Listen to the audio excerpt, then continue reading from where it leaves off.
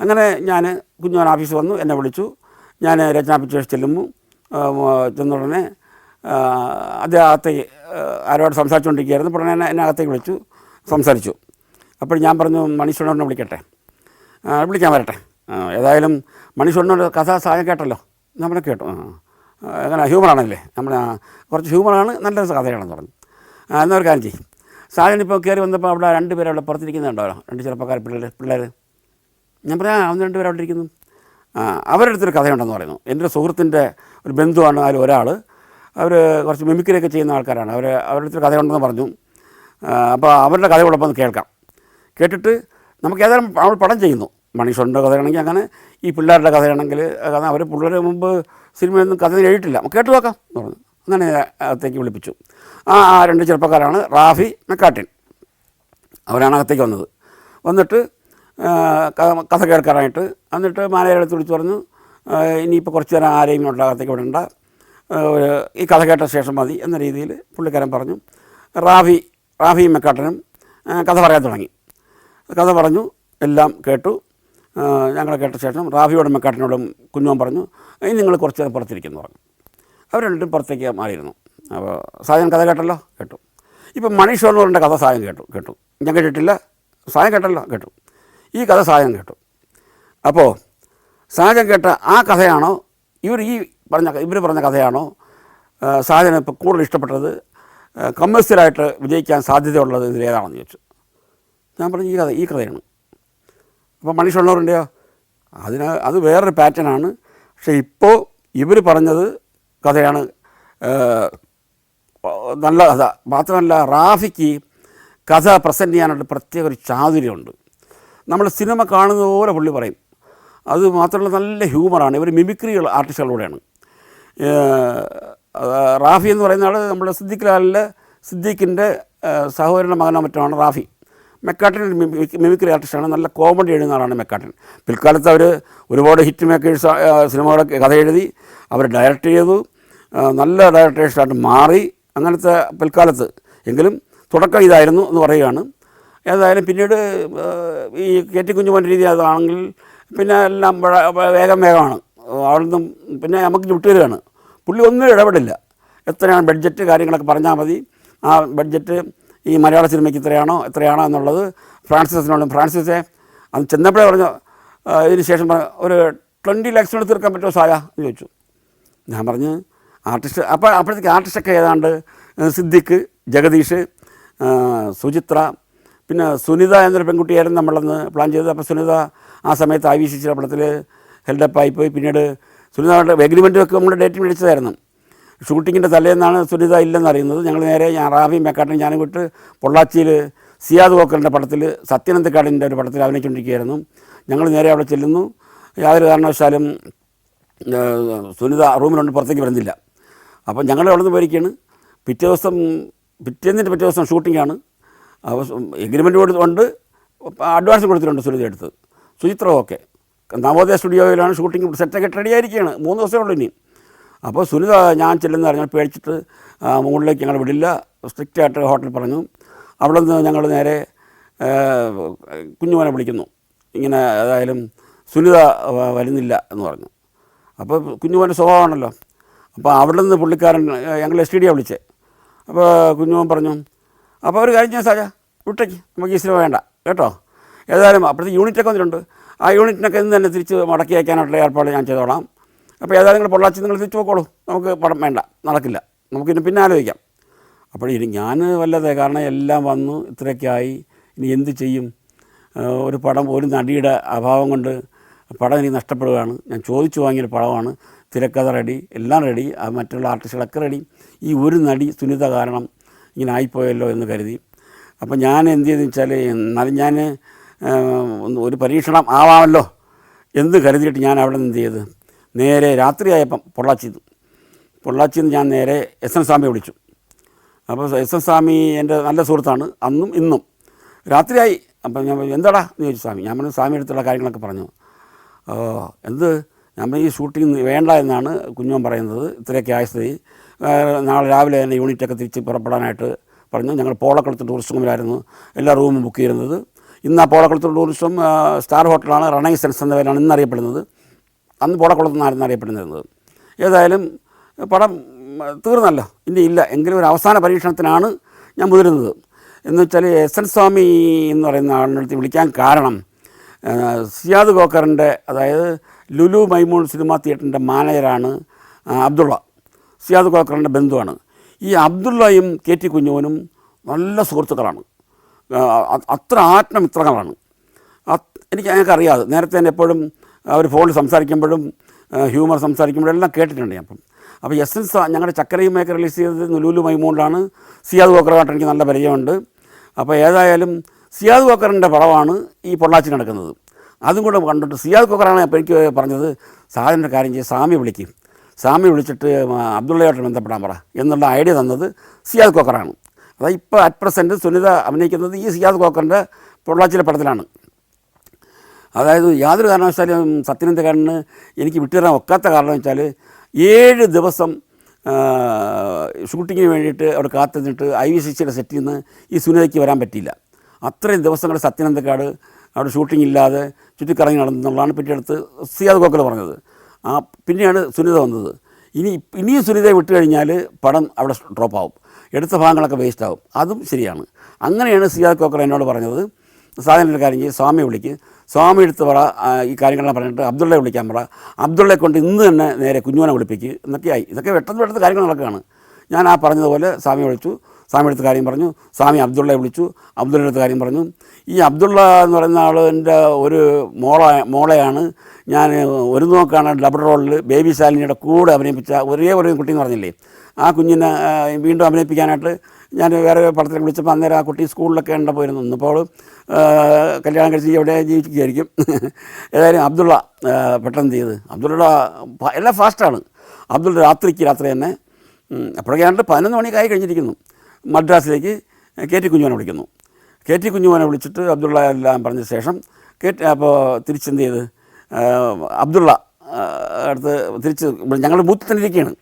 കുറച്ച് കഴിഞ്ഞിട്ട് അബ്ദുള്ള അടുത്ത് വീണ്ടും സിയാദ് കോക്കറെ വിളിച്ചു, അബ്ദുള്ള പിന്നെ കുഞ്ഞുമോനോട് സംസാരിച്ചോ? സംസാരിച്ചു. എന്ത് പറയുന്നു? കുഴപ്പമൊന്നുമില്ല, യൂണിറ്റൊക്കെ അവിടെ കിടക്കട്ടെ, സാജൻ്റെ അടുത്തും റാഫിയോടും മെക്കാട്ടിനടുത്തും സന്തോഷമായിട്ട് തിരിച്ച് വരാൻ പറഞ്ഞോളൂ, നമുക്ക് പിന്നെ വേണ്ടപോലെ ചെയ്യാം. സുനിത ഇല്ലെങ്കിൽ നമുക്ക് വേറെ എത്തി നോക്കാം, ഏതായാലും കുഴപ്പമില്ലാതെ പറഞ്ഞോളൂ എന്ന് പറഞ്ഞു. എനിക്ക് സമാധാനമായി. ഞാനും റാഫിയും മെക്കാട്ടിനും സന്തോഷമായിട്ട് ഞങ്ങൾ എറണാകുളത്തെത്തി. ഷൂട്ടിംഗ് ആയാലും 3-ാം ദിവസമാണ്, അപ്പോഴേ നടി വേണമല്ലോ. പിന്നെ അങ്ങനെ ആലോചിച്ചപ്പോഴത്തേക്ക് മലയാളത്തിൽ പിന്നെ വേറെ നടികൾ ആലോചിക്കാനില്ല. അപ്പോൾ ഇദ്ദേഹത്തിൻ്റെ തന്നെ സിനിമയിൽ അഭിനയിച്ച ഹരിത എന്നൊരു നടിയുണ്ടായിരുന്നു. ആ ഹരിത തമിഴ് പടത്തിലൊക്കെ അഭിനയിച്ച് പേരൊക്കെ ഉള്ള ഹരിതയായിരുന്നു. അപ്പോൾ ആ ഇടയ്ക്കാണ് ഹരിതയുടെ അനുജത്തി മൈഥിലി എന്നൊരു പെൺകുട്ടി അഭിനയിക്കാൻ താല്പര്യമുണ്ടെന്ന് ഈ ഹരിതയുടെ അമ്മ പറഞ്ഞിരുന്നത്. അപ്പം മൈഥിലി എന്നുള്ള പെൺകുട്ടിയുടെ പേര് കുഞ്ഞുമോന് ഓർമ്മ വരികയും ഈ ഹരിതയെ വിളിച്ചിട്ട് ആ മൈഥിലി എന്ന് പറഞ്ഞാൽ നിൻ്റെ അനിയത്തി വന്ന് കൊണ്ടുവരാൻ പറഞ്ഞു. അവിടെ മദ്രാസിൽ ചെല്ലാൻ പറഞ്ഞു. പിറ്റേ ദിവസം തന്നെ മൈഥിലിയെ കൊണ്ട് കാണിച്ചപ്പോഴത്തേക്ക് കുഞ്ഞുമോന് ഓക്കെ ആയി. നമ്മുടെ ഈ കഥ അറിയാമല്ലോ. അപ്പോൾ ഏതായാലും സുചിത്ര മൈഥിലിക്ക് പിന്നീട് പേരെന്തോ ഒരു റവാലി എന്ന പേരെ കണ്ടിട്ട് ആ പെണ്ണ് തെലുങ്കിലൊക്കെ സൂപ്പർ ഹീറോയിനായിട്ട് മാറി. ഏതായാലും നമ്മൾ തിരിച്ചു വന്നു. ഒറ്റ ദിവസം കൊണ്ട് തന്നെ മൈഥിലി ബുക്ക് ചെയ്തു. ഈ പറഞ്ഞ ദിവസം 3-ാം ദിവസം തന്നെ നവോദയ സ്റ്റുഡിയോയിൽ ഷൂട്ടിങ്ങിന് പ്ലാൻ ചെയ്യുന്നു. എല്ലാം പിന്നെ അതാണ് ഞാൻ പറഞ്ഞത്, കെ ടി കുഞ്ഞുമോൻ്റെ തീരുമാനങ്ങളെല്ലാം വേഗമായിരിക്കും. ഒന്നും വേണ്ടെന്ന് വെച്ചാൽ വേണ്ട. പക്ഷേ അന്ന് എന്നെ സഹായിച്ചത്, ഈ പടം നടക്കാൻ പ്രധാന കാരണം എന്ന് പറയുന്നത് സിയാദ് കോക്കറിൻ്റെ അവസരോചിതമായ ബുദ്ധി, എസ് എൻ സ്വാമിയുടെ എൻ്റെ നല്ല സഹകരണം, എസ് എൻ സ്വാമിയുടെ നിർദ്ദേശപ്രകാരം അബ്ദുള്ള എത്രയും ഫാസ്റ്റായിട്ട് രാത്രി സാധാരണ കെ ടി കുഞ്ഞുമോൻ 10 മണിക്ക് ഉറങ്ങാൻ കിടക്കുന്ന ആളിനെ ആര് വിളിച്ചാൽ എഴുന്നേൽക്കുന്നതല്ല. പക്ഷേ അബ്ദുള്ള വിളിച്ചതുകൊണ്ടാണ് കെ ടി കുഞ്ഞുമോൻ ഫോൺ എടുത്തതും സംസാരിച്ചതും ഈ കാര്യങ്ങൾ പറഞ്ഞതും ഓക്കെ ആക്കിയതും. അങ്ങനെ ഏതായാലും മിസ്റ്റർ ആൻഡ് മിസ്സസ് നല്ലൊരു സിനിമയായിട്ട് ഹ്യൂമറിൽ റാഫി മെക്കാട്ടിൻ ആത്മാർത്ഥ സ്ക്രിപ്റ്റ് എഴുതി നല്ലൊരു വിജയമായി തീർന്ന ഒരു സിനിമയാണ് മിസ്റ്റർ ആൻഡ് മിസ്സിസ്. ഇന്ത്യയിലെ 13 സംസ്ഥാനങ്ങളിലൂടെയുള്ള സഞ്ചാരം ഇപ്പോൾ പെൻഡ്രൈവിൽ ലഭിക്കുന്നു. ചരിത്രവും ഐതിഹ്യങ്ങളും യഥാർത്ഥ ജീവിതവും ഒത്തുചേരുന്ന ഇന്ത്യൻ കാഴ്ചകളുടെ ഈ അസുലഭ ശേഖരം സ്വന്തമാക്കാൻ 9995442222 എന്ന നമ്പറിലേക്ക് ഇന്ത്യ എന്ന് SMS ചെയ്യൂ. ഒരു ഗ്യാപ്പിന് ശേഷം വീണ്ടും വിജയ മൂവീസിൻ്റെ ഒരു പടം ചെയ്യാനാണ് എനിക്ക് അവസരമുണ്ടായി. അപ്പോൾ ഈ അവർക്ക് എൻ്റെ ചില ഈ പടങ്ങളുടെ മറ്റു ചില കമ്മിറ്റ്മെൻറ്റ്സിൻ്റെ കാരണം അവർക്കും സമയങ്ങളിൽ പടം എടുക്കുകയും ഡിസ്ട്രിബ്യൂഷൻ കൊടുക്കുകയും വേണമല്ലോ. അപ്പോൾ അതിനിടയ്ക്ക് തന്നെ അവർ വേറെയും ചിത്രങ്ങൾ ജോമോനെ വെച്ച ജാക്ക്പോട്ട് എന്നൊരു സിനിമ എടുത്തു, പിന്നെ രഥോത്സവം എന്നൊരു സിനിമ എടുത്തു. അത് അനിൽ ബാബുമാരായിരുന്നു, സുരേഷ് ഗോപി, അങ്ങനെയൊക്കെ എടുത്ത് അവർക്ക് പടങ്ങൾ എടുത്ത് ഈ ഡിസ്ട്രിബ്യൂട്ടേഷൻ അങ്ങനെ കാര്യമുണ്ടല്ലോ, പടങ്ങൾ എടുത്ത് കൊടുത്തേക്കുള്ളൂ. അപ്പോൾ വീണ്ടും ഒരു സിനിമ എൻ്റെ സ്ഥിരം കമ്പനിയായ വിജയ മൂവീസ്, മംഗല്യസൂത്രം എന്ന സിനിമ. അപ്പോൾ മംഗല്യസൂത്രം എഴുതാനായിട്ട് പ്രത്യേകിച്ച് കഥയ്ക്ക് ഓടി നടക്കേണ്ടി വന്നില്ല. ഈ റാഫി മെക്കാട്ടൻ തന്നെ ഹിറ്റ് മേക്കേഴ്സ് ആയിക്കഴിഞ്ഞല്ലോ, അവരോട് തന്നെ ഞാൻ പറഞ്ഞു, ഇപ്പോൾ നമ്മളിപ്പോൾ ഏതായാലും ഈ മിസ്റ്റർ ആൻഡ് മിസ്സിസ് തികച്ചും കോമഡി പടമാണല്ലോ, നമുക്കൊരു ഫാമിലി സെൻറ്റിമെൻറ്റ്സൊക്കെ ഉൾപ്പെടുത്തി നിങ്ങളുടെ കോമഡിയും കൂടെ ചേർത്തുകൊണ്ട് നമുക്കൊരു പടം പ്ലാൻ ചെയ്താലെന്താ, വിജയ മൂവീസിന് അങ്ങനെ ഒരു താല്പര്യമുണ്ട് എന്ന് പറഞ്ഞു. അപ്പോൾ അവർക്കും സന്തോഷം. ഒന്ന് രചന പിക്ചേഴ്സ് ഒരു വലിയ കമ്പനി ബാനറിൽ പടം ചെയ്യാൻ കഴിഞ്ഞു. അടുത്ത് വീണ്ടും കേരളത്തിൽ അറിയപ്പെടുന്ന നമ്പർ 1 കമ്പനിയായ വിജയ മൂവീസിലേക്ക് ഒരു ക്ഷണം. അതും അവർക്ക് പൂർവാധികം സന്തോഷമായിട്ട് സ്വീകരിച്ചിട്ട് അവർ ഒരു കാര്യം മെക്കാട്ടൻ പറഞ്ഞു, സാറേ ഞങ്ങൾ ഈ സെൻറ്റിമെൻറ്റ്സ് എഴുതി ഞങ്ങൾക്ക് അത്ര പരിചയം പോരാ കേട്ടോ. പിന്നെ സാറിൻ്റെയൊക്കെ അറിയപ്പെടുന്നത് കുടുംബ സംവിധായകനും സെൻറ്റിമെൻറ്റ്സിൻ്റെ ആളെന്നൊക്കെയാണ്. അപ്പോൾ ഞാൻ പറഞ്ഞു അതിൽ കുഴപ്പമൊന്നുമില്ല, സെൻറ്റിമെൻറ്റ്സ് നിങ്ങൾ അങ്ങനെ അടിച്ചേൽപ്പിക്കുന്ന രീതിയിലൊന്നും സെൻറ്റിമെൻറ്റ്സ് വേണമെന്നില്ല, ഹ്യൂമർ എഴുതാൻ നിങ്ങൾ ആശാന്മാരാണെന്ന് എനിക്കറിയാം. അപ്പോൾ പിന്നെ അവർക്ക് ധൈര്യം കൊടുത്ത് ഇതേപോലെ പോളക്കുളത്ത് ഇരുന്നു അവർ സ്ക്രിപ്റ്റ് എഴുതുന്ന മംഗല്യസൂത്രം എന്ന പേര് നമ്മൾ ആദ്യം തന്നെ തീരുമാനിച്ചു. കാരണം ഈ സ്ത്രീകൾക്ക് ഇഷ്ടപ്പെടുന്ന ഒരു പേര് വേണം എന്നുള്ളതായിരുന്നു വിജയ മൂവീസിൻ്റെ ഒരു താല്പര്യം. അങ്ങനെയാണ് നമ്മൾ ആദ്യം താലി എന്നൊക്കെ ആലോചിച്ചു, പിന്നെ പലതും ആലോചിച്ചപ്പോഴാണ് മംഗല്യസൂത്രം എന്നുള്ള രീതിയിലൊരു പേര് വന്നത്. അത് കൊള്ളാം, കാരണം ഡിസൈൻ ചെയ്യാനൊക്കെ താലിയൊക്കെ ചെയ്യുമ്പോഴത്തേക്ക് എന്തോ ആണെന്ന് കുടുംബ സദസ്സ് തെറ്റിദ്ധരിക്കപ്പെടുമല്ലോ. അങ്ങനെ ആ മംഗല്യസൂത്രം അങ്ങനെ പ്ലാൻ ചെയ്യുന്നു. പ്ലാൻ ചെയ്തിട്ട് ഈ പറഞ്ഞതുപോലെ മമ്മൂട്ടിയുടെ ഡേറ്റിന് വേണ്ടിയിട്ട് ഞങ്ങൾ മമ്മൂട്ടി ചെയ്യുമല്ലോ എന്ന് വിചാരിച്ചിട്ട് മമ്മൂട്ടി അപ്രോച്ച് ചെയ്തപ്പോൾ മമ്മൂട്ടിക്ക് യാതൊരു കാരണവശാലും അപ്പോഴും പ്രശ്നമാണ്, ചെയ്ത് തീർക്കാനുള്ള പടങ്ങൾ ചെയ്ത് തീർത്ത് വരുമ്പോൾ ലേറ്റാവും. അപ്പോൾ ഈ പറഞ്ഞതുപോലെ ഉദ്ദേശിച്ച സമയത്ത് കാര്യം നടക്കില്ല. മമ്മൂട്ടി കഥ കേട്ടു, മമ്മൂട്ടി കഥ ഇഷ്ടപ്പെട്ടു. മമ്മൂട്ടി ഒന്ന് പറഞ്ഞു, ഞാൻ ഇതുപോലത്തെ ഒരു സിനിമ നേരത്തെ ചെയ്തിട്ടുണ്ടെന്ന് തോന്നുന്നു എന്നൊക്കെ പുള്ളി പറഞ്ഞു.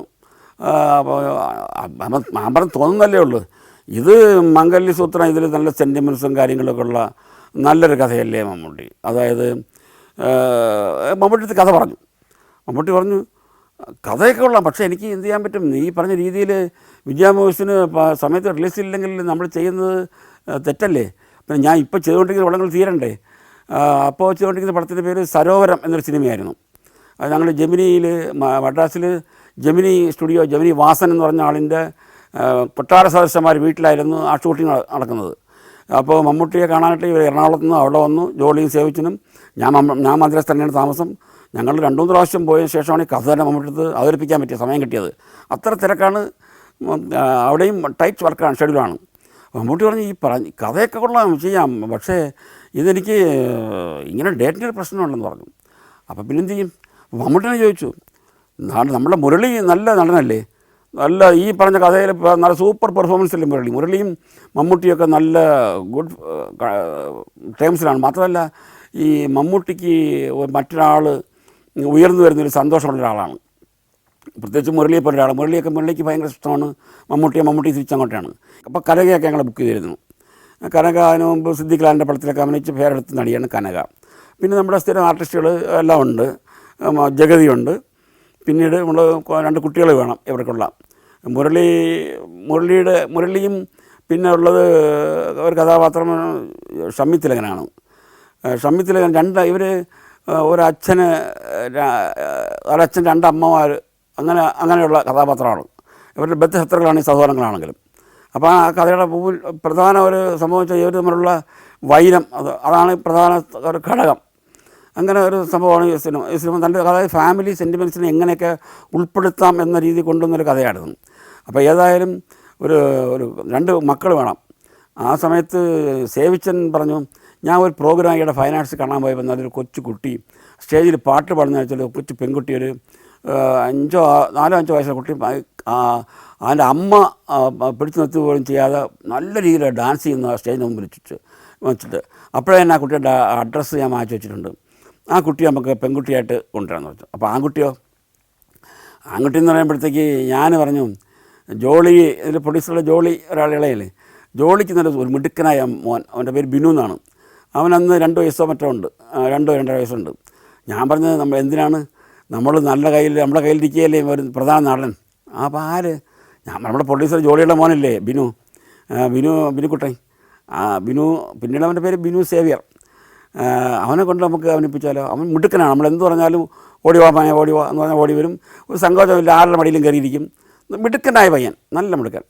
അപ്പോൾ സേവിച്ച് പറഞ്ഞു, എടാ നമുക്ക് നിൻ്റെ മോനെ അഭിനയിപ്പിക്കാടാ എന്ന് പറയുമ്പോൾ ജോളിയും പറഞ്ഞു, ഒന്ന് ആലോചിച്ചിട്ട് ചെയ്യാം എന്ന് പറഞ്ഞു. അപ്പച്ചനോട് ചോദിക്കട്ടെ എന്ന് പറയും. അല്ല, അപ്പച്ചനോട് ചോദിച്ചിട്ട് ചെയ്യുള്ളൂ. അപ്പച്ചനെ പറഞ്ഞു, പിന്നെ എന്താ നല്ലതല്ലേ കൊച്ചുമോനെ അഭിനയിപ്പിക്കുന്നത്. പിന്നീട് അതിൻ്റെ അഭിനേതാവ് വെച്ചാൽ കോമഡിയായിട്ട് ഒരു ഇന്ദ്രൻസാണ്. ഇന്ദ്രൻസ് ഒരു ബിൽഡിംഗ് കൺസ്ട്രക്ട് ചെയ്യുന്ന ഒരു എഞ്ചിനീയറുടെ പോസ്റ്റിൽ കുറേ ജോലിക്കാരുണ്ടൊക്കെ വരും എന്ന് പറയുന്ന ഒരാളാണ്. നല്ല കോമഡി. അങ്ങനെ ഒരു സീനിൽ ഇങ്ങനെ നമ്മൾ എടുത്തുകൊണ്ടിരിക്കുമ്പോൾ ഇന്ദ്രൻസിൻ്റെ കൈ മുറിഞ്ഞിട്ട് ഞങ്ങളുടെ സീൻ എടുത്തുകൊണ്ടിരിക്കുകയായിരുന്നു. ഓടി വന്നിട്ട് രക്തം കൊണ്ട് എൻ്റെ കൈ മുറിഞ്ഞെന്ന് പറയുമ്പോഴത്തേക്ക് ഈ കൊച്ചു കാണും. ഈ കുട്ടി കണ്ടിട്ട്, സിനിമയിലുള്ളതല്ലത്, കുട്ടി കണ്ട് ഭയന്നു. പിന്നെ എന്ത് പറഞ്ഞാലും കുട്ടി ലേറ്റ് എന്ന് പറഞ്ഞാൽ കുട്ടി കളിച്ചിട്ട് തുടങ്ങും. പിന്നെ ഇപ്പോൾ 1-2 ദിവസം ഷൂട്ടിങ് കഴിഞ്ഞു ഈ കുട്ടി വെച്ചിട്ട് കുറേ സീരീസ് എടുത്തു കഴിഞ്ഞു. യാതൊരു കാരണവശാലും കുട്ടി വന്നിരിക്കും, സന്തോഷിക്കും, സംസാരിക്കും, ക്യാമറ വയ്ക്കും, റെഡി എന്ന് പറഞ്ഞ് ലേറ്റ് എന്ന് പറഞ്ഞാൽ ലേറ്റ് കണ്ട ഉടനെ കുട്ടി ചെയ്യില്ല. അവൻ പറയും, വെയിലെന്ന് പറയും കുട്ടി. വെയിലെന്ന് വെച്ചാൽ ഈ ലേറ്റ് ഒരു വിധത്തിൽ അഭിനയിക്കില്ല. ഇന്നലെ വരെ അല്ലെങ്കിൽ ഇന്നരായി ഈ രക്തം കണ്ട് പേടിച്ച് പോയി കുട്ടി.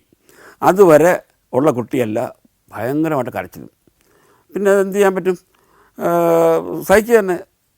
വേറെ കുട്ടികളുടെ എടുത്തില്ലേ പറ്റുള്ളൂ, ഷൂട്ടിങ് നീങ്ങണ്ടേ. കുറച്ച് നിർത്തി ഉച്ചയ്ക്ക് ശേഷം ജോളിയുടെ വൈഫും കുഞ്ഞിനെയും എടുത്തിട്ട് അങ്ങോട്ടും ഇങ്ങോട്ടൊക്കെ നടന്നു. കൊച്ചുകുട്ടിയല്ലേ, നടന്ന് വീണ്ടും ഒക്കെ റെഡിയാക്കിയിട്ട് വന്ന് മോനെ അങ്ങനെയാണ് ഇങ്ങനെയാണെന്ന് പറഞ്ഞ് ഇന്ദ്രൻസ് തന്നെ കളിക്കാനായിട്ട് ചിലപ്പോൾ ഇന്ദ്രൻസിനെ കാണുമ്പം പേടിക്കും വീണ്ടും. കാരണം അവൻ്റെ ആ കൊച്ചുകുട്ടിയുടെ മനസ്സിൽ ഈ കയ്യിൽ മുറിഞ്ഞ രക്തം എന്നൊക്കെ കാണുന്നത് പേടിച്ചു പോയി. ഏതായാലും കുട്ടി വെച്ച് പിന്നെ ഷൂട്ട് ചെയ്യാൻ പറ്റിയില്ല. പിന്നെ വീണ്ടും ഞങ്ങൾ നേരത്തെ സെലക്ട് ചെയ്ത ഒരു കുട്ടി ഉണ്ടായിരുന്നു. ആ കുട്ടി വെച്ചിട്ടാണ് പിന്നെ നമ്മൾ ഈ മംഗല്യസൂത്രത്തിൻ്റെ ബാക്കി ഭാഗങ്ങൾ നേരത്തെ എടുത്തതൊക്കെ റീഷൂട്ട് ചെയ്യേണ്ടി വന്നു. പിന്നെ എന്ത് ചെയ്യാൻ പറ്റും, ഞാൻ നിർബന്ധിച്ചിട്ടാണ് ഈ ജോളിയുടെ മോനെ കൊണ്ട് അഭിനയിപ്പിച്ചത്. അതിൽ എനിക്ക് വലിയ വിഷമം. ഞാൻ കാരണമല്ലേ ഇങ്ങനെ ആയി എന്നുള്ളൊരു തോന്നൽ എനിക്ക് വിഷമം. പക്ഷേ അതൊന്നും അവർ വകവച്ചില്ല. കാരണം അവർക്കും എൻ്റെ നിസ്സഹായാവസ്ഥ അറിയാം. കുട്ടി ഇങ്ങനെ പേടിച്ചു പോയത് നമ്മുടെ ആരുടെയും കുറ്റമല്ലല്ലോ. ഏതായാലും മുരളി, കനക, പിന്നെ ഇന്ദ്രൻസ്, പിന്നെ വിജയ മൂവീസിൻ്റെ സ്ഥിരം ആർട്ടിസ്റ്റുകളൊക്കെ ഉണ്ടായിരുന്നു.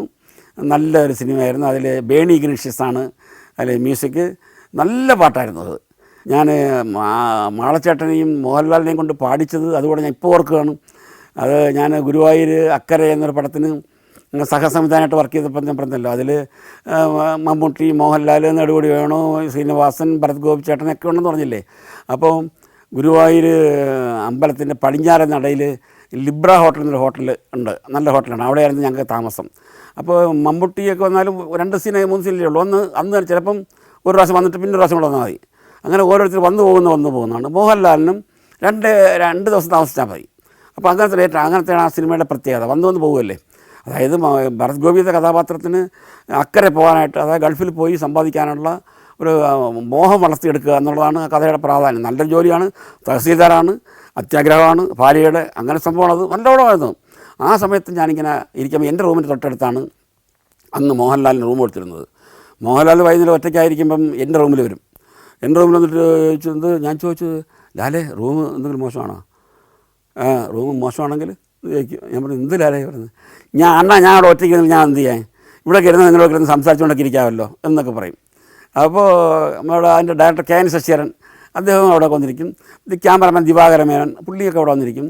അപ്പോഴങ്ങനെ ഇരിക്കുമ്പോൾ രസകരമായിട്ട് ലാൽ ഈ മേശപ്പുറത്ത് താളമൊക്കെ അടിച്ച് പാട്ടൊക്കെ പാടുമ്പം മോഹൻലാൽ ഒരു റെസ്ലറാണെന്ന് എനിക്കറിയാം, കേട്ടിട്ടുണ്ട്.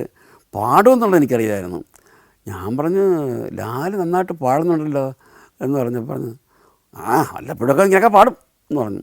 അപ്പോൾ ഞാൻ ഒന്ന് പറയട്ടെ ലാലേ, എന്ത്, ഞാൻ എന്നെങ്കിലും ഒരു ഡയറക്ടറാവും, അന്ന് ലാലിനെ കൊണ്ട് ഞാൻ പാടിക്കും എന്ന് പറഞ്ഞു. പാടാം, അതിനിപ്പോൾ എന്താ, എപ്പോൾ പാടണം, നമ്മൾ കളിയാക്കല്ലേ. തീർച്ചയായിട്ടും ഞാൻ ഈ സഹസംവിധായകനായി ഞാൻ എന്തെങ്കിലും ഡയറക്ടറാകുമല്ലോ, അന്ന് ഞാൻ ലാലിനെ കൊണ്ട് പാടിക്കും. അപ്പോൾ നമുക്ക് നോക്കാം എന്നൊക്കെ പുള്ളി ഇങ്ങനെ പറഞ്ഞു. ഞാനിതെന്ത് മനസ്സിൽ വെച്ചിട്ട് ഈ കണ്ടു കണ്ടിൻ്റെ ഷൂട്ടിംഗ് സമയത്ത് ഞാനിങ്ങനെ വിജയാമോഹനോട് പറഞ്ഞു, ഞാനിങ്ങനെ പണ്ട് ഇങ്ങനെ ഗുരുവായൂർ വർക്ക് ചെയ്യുമ്പം ലാലിനെ കൊണ്ട് പാടിക്കാവുന്നൊരു തമാശ രൂപേണ ലാൽ ഒരുവിധം പാടും, പിന്നെ നമുക്ക് മാളച്ചേട്ടൻ നല്ല തബലിസ്റ്റാണ്, നമുക്കറിയാമല്ലോ, ഇവരെ കൊണ്ട് നമുക്കൊരു പാട്ട് എഴുതി പാടിച്ചാലോ എന്ന് പറയുമ്പോഴത്തേക്ക് നല്ലതല്ലേ. സേവ്യർ സാർ പറഞ്ഞു, അങ്ങനെ പ്ലാൻ ചെയ്യ്, അതിനുള്ള റെഡിയാക്ക്, ലാലിനെ കൊണ്ട് സമ്മതിപ്പിക്ക്, ഞാൻ സമ്മതിച്ചിട്ടാന്ന് പറഞ്ഞു. അപ്പോൾ അങ്ങനെയാണ്. അപ്പോൾ ചുനക്കരയെ കൊണ്ട് ആ സിറ്റുവേഷൻ കൊടുത്തു. അതായത് മാളച്ചേട്ടനും ലാലും മദ്യപിച്ചിട്ട് ഒരിടത്ത് മരത്തിൻ്റെ ചോട്ടിൽ കിടക്കുമ്പോഴത്തേക്ക് അവർ സ്വപ്നം കാണുകയാണ്. രണ്ടു നേരം നല്ല വെള്ളമാണ് കേട്ടോ. അങ്ങനെയാണ് ഒരു പാട്ടൊക്കെ വന്നത്. നീ അറിഞ്ഞോ മേലെ മാനത്ത് 1000 ഷാപ്പുകൾ തുറക്കുന്നുണ്ട്. സ്വപ്നത്തിൽ ആ ഒരു പാട്ടങ്ങനെ എടുക്കൽ കേൾക്കാൻ പ്ലാൻ ചെയ്തു. അപ്പോൾ ആ പ്ലാൻ ചെയ്തിട്ട് ആ പാട്ടെടുത്തു. ഈ പാട്ട് എടുക്കാനായിട്ടുള്ള സംഭവം അതിനു മുമ്പ് എനിക്ക് ഒരു സംഭവം ഉണ്ടായി. ഒരു ദിവസം ഞാനിങ്ങനെ മദ്രാസിൽ എനിക്ക് ചേതക് സ്കൂട്ടറുണ്ട്. ചെറിയ യാത്രകളിലൊക്കെ ഞാൻ സ്കൂട്ടറിലാണ് യാത്ര ചെയ്യുന്നത്. ഇപ്പോഴും ഒരു സ്കൂട്ടർ യാത്രക്കാരനാണ് ഞാൻ. കാറിനെ അപേക്ഷിച്ച് എനിക്കിഷ്ടം സമയത്ത് പലർത്തി എത്താം എന്ന രീതിയിൽ സ്കൂട്ടർ. ഞാൻ അമിത സ്പീഡിലൊന്നും ഓടിക്കുന്ന ഒരാളൊന്നുമല്ല, മര്യാദയ്ക്ക് ഓടിക്കുന്ന ഒരാളാണ്. പിന്നെ മാർക്കറ്റിൽ മത്സ്യം വാങ്ങാൻ പോകാനും ഒക്കെ ഞാൻ സ്കൂട്ടറാണ് ഉപയോഗിക്കുന്നത്. ഒരു പ്രാവശ്യം ഞാനിങ്ങനെ മത്സ്യം വാങ്ങിക്കാനായിട്ട് മറീന ബീച്ചിനടുത്തൊരു മാർക്കറ്റുണ്ട്, നല്ല ഫ്രഷായിട്ടുള്ള മീൻ കിട്ടും. അവിടെ പോയി ഞാൻ സ്കൂട്ടറിൽ പോയിക്കൊണ്ടിരിക്കുമ്പോൾ എൻ്റെ സൈഡിൽ കൂടെ ഓവർടേക്ക് ചെയ്തിട്ട് ഒരു വാൻ പോകുമ്പം ഞാൻ നോക്കിയപ്പോഴത്തേക്ക് ഈ നമ്മുടെ ഈ ABT പാർസൽ സർവീസില്ലേ, ഹനുമാൻ ഈ മലയും കൊണ്ട് പോകുന്ന പോലെ. അപ്പോഴങ്ങനെ ഞാൻ ഇങ്ങനെ ഒന്ന് കണ്ട് നോക്കിയപ്പോഴത്തേക്ക് ഇതുപോലെയൊക്കെ ഒരു സംഭവം നമ്മുടെ സിനിമയിലൊക്കെ നമ്മൾ കാണിച്ചെങ്കിലോ എന്നൊക്കെ രീതിയിലൊന്ന് മനസ്സിൽ വെറുതെ സങ്കല്പിച്ചിരുന്നു. ഇപ്പോൾ എനിക്കെന്താ വെച്ചാൽ ഈ പാട്ട് ഒരു സ്വപ്നം കാണുമ്പോഴത്തേക്ക് ഇവരിങ്ങനെ ആകാശത്തോടെ പറന്ന് ഒരു സ്വർഗ്ഗലോകത്തിൽ നിന്ന് അവിടെ ചെല്ലുമ്പോഴത്തേക്ക് നിറയെ മരങ്ങൾ, നിറയെ മദ്യങ്ങളൊക്കെയാണ്, അങ്ങനെയൊക്കെ രീതിയിലൊക്കെ ഒന്ന് എടുത്താലോ എന്ന് ഞാൻ സങ്കല്പിച്ചു. ഇത് ഞാൻ വിജയാമോഹൻ പറഞ്ഞപ്പോൾ കൊള്ളാം, നല്ലത്. പക്ഷേ ഈ സങ്കല്പിച്ച് നോക്കിയത് കൊള്ളാം, ഈ മോളിൽ കൂടെ ആകാശത്തോടെ പറന്നു പോകുന്നതൊക്കെ എങ്ങനെയാണെന്ന് പറയുമ്പോഴത്തേക്ക് അപ്പോൾ ഞാൻ പറഞ്ഞു അതിൻ്റെ എനിക്കൊരു പ്രതിവിധിയുണ്ട്. എങ്ങനെയാണ്, അന്ന് രാമായണ സീരിയലിൽ എല്ലാ ഞായറാഴ്ചയും രാവിലെ ഈ രാമായണ സീരിയലിൽ പ്രത്യേകിച്ച് ചില ഷോർട്സുകളിൽ ഇപ്പോഴത്തെ ടെക്നിക്ക് തന്നില്ല, ഹനുമാൻ ഇങ്ങനെ പറന്നു പോകുന്നതും സഞ്ചരിക്കുന്നതും അങ്ങനെ പറന്നു പോകുന്നതൊക്കെ ഞാൻ കണ്ടിട്ടുണ്ട്. അത് മിക്കവാറും നമ്മളത് ചെയ്യാം എന്നുള്ള രീതിയിൽ എനിക്കൊരു ആത്മധൈര്യമുണ്ട്. എനിക്കല്ലാതെ അതിന് വേണ്ടിയിട്ട് ആനന്ദക്കുട്ടൻ ക്യാമറാമാനെ കൊണ്ട് ഇത് പറയിപ്പിച്ച് ചെയ്യിക്കാമല്ലോ, നമുക്ക് ഐഡിയ കൊടുത്താൽ മതിയല്ലോ എന്ന രീതിയിലുള്ള ധൈര്യമായിട്ട് അങ്ങനെ പ്ലാൻ ചെയ്തു. പ്ലാൻ ചെയ്ത ശേഷമാണ് ആനന്ദക്കുട്ടൻ പറയുന്നത് അതിന് പ്രത്യേകിച്ച് ബ്ലൂ മാറ്റ് വേണം, പിന്നെ നമ്മൾ ബ്ലൂ മാറ്റ് ഇട്ട് നമ്മൾക്ക് മറ്റേ സ്റ്റുഡിയോ പ്രത്യേക രീതിയിലുള്ള സജ്ജീകരണങ്ങളെല്ലാം വേണം. അതിൽ അപ്പം ആനന്ദക്കുട്ടൻ പറഞ്ഞു ഇതിൻ്റെ എക്സ്പെർട്ടുള്ള ആൾ നമ്മൾ രാമായണ സീരിയലിൽ രാമാനന്ദ സാഗറിൻ്റെ സീരിയലില്ലേ, അതിൽ ആ ഫോട്ടോഗ്രാഫർ എന്ന ഫേമസ് ക്യാമറാമാനല്ലേ സുന്ദർലാൽ നിഹാച്ചി എന്നാണ് മറ്റേ പേര്. അപ്പോൾ ശരി, എന്നാൽ പിന്നെ വിജയാമോഹനെ ബന്ധപ്പെട്ടു. പിന്നെ വേഗമായിരുന്നു. സുന്ദർലാൽ നിഹാച്ചിയായിട്ട് ഞാൻ ഫോണിൽ സംസാരിക്കുന്നു, അദ്ദേഹം വരുന്നു. അദ്ദേഹത്തിന് മദ്രാസിലൊരു ഫ്ലോറുണ്ട്, അവിടെ ഷൂട്ടിങ്ങിന് വരാം, സിറ്റുവേഷൻ പറയുന്നു. അദ്ദേഹം വരുന്നു, അദ്ദേഹം പറഞ്ഞ് ഇന്ന ഫെസിലിറ്റീസ് വേണം അതിന് പാട്ടിന്, അത് ചെയ്യാൻ റെഡി. പുള്ളി വരുന്നു. മാളയും മാളച്ചേട്ടനും മോഹൻലാലും പ്രത്യേക രീതിയിൽ വസ്ത്രം ഒരു ഈ ബ്ലൂ മാറ്റ് എന്ന് പറയുന്നത് അത് ടെക്നിക്കൽ ഉപയോഗിക്കുന്നതാണ്. കാരണം ആ ബ്ലൂ മാറ്റ് ഉണ്ടെങ്കിൽ അവർ ധരിക്കുന്ന വസ്ത്രം വേറെ ആ രീതിയിലാവരുത്. അതൊക്കെ നമുക്ക് ഇപ്പോഴുള്ള ആളുകൾക്കറിയാം. ഏതായാലും അദ്ദേഹം പറഞ്ഞ രീതിയിൽ ഡ്രസ്സിങ്, അദ്ദേഹം പറഞ്ഞ രീതിയിൽ സെറ്റിങ്സ് എല്ലാം ചെയ്ത് വൈകുന്നേരം ഒരു 6-7 മണിക്ക് തുടങ്ങി നേരം എടുത്ത് 5 മണിക്കുള്ളിൽ ഈ പാട്ട് ബിഗിനിങ്ങും എൻഡും പാലക്കാട്, പിന്നെ തീർന്ന് സ്വർഗത്തും പോന്നു. സ്വർഗത്തിൽ ആ പാട്ട് ഇവർ തന്നെ പാടിയതുകൊണ്ട് ഇവർ തന്നെ അഭിനയിച്ചു. നല്ല മനോഹരമായൊരു പാട്ടാണ്. നീ അറിഞ്ഞോ മേലെ മാനത്ത് 1000 ഷാപ്പുകൾ എന്നൊരു പാട്ട് ഇപ്പോഴും ആർക്കും എപ്പോഴും പാടാവുന്നൊരു പാട്ടാണ്. ആ പടം ഈ കണ്ടുകണ്ടിരിഞ്ഞു ഈ പാട്ട് കൊണ്ടുകൂടിയാണ് വിജയിപ്പിച്ചത് എന്നുള്ളത് അവിടെയാണ് ഇത്തരത്തിൽ ഞാൻ ഓർമ്മിപ്പിക്കുന്നത്. വീണ്ടും ഞാൻ പറഞ്ഞാൽ അന്നൊരാളിനെ കൊണ്ട് പുതിയ പാട്ട് പാടിച്ചത് എന്നതുപോലെ തന്നെ ഇപ്പോഴും പുതിയ പുതിയ പാട്ടുകാർ വരുന്നതിലും പുതിയ എഴുത്തുകാർ വരുന്നതിലും ഞാൻ കൂടുതൽ പ്രാധാന്യം കൊടുക്കുന്നു. എസ് എൻ സ്വാമി കഥയെ കൊണ്ടുവന്നു, റാഫി മെക്കാട്ടിനെ കൊണ്ടുവന്നു, മനീഷ് ഉള്ളവനെ കൊണ്ടുവന്നു, പിന്നെ ഇങ്ങനെയുള്ള AK സാധനം കൊണ്ടുവന്നു. കഥാകാരന്മാരെ പുതിയത് ഞാൻ ഇൻട്രൊഡ്യൂസ് ചെയ്തതുപോലെ തന്നെ പുതിയ പാട്ടുകാരെയും ഞാൻ ഇൻട്രൊഡ്യൂസ് ചെയ്യാൻ താല്പര്യമുള്ള ആളാണ്.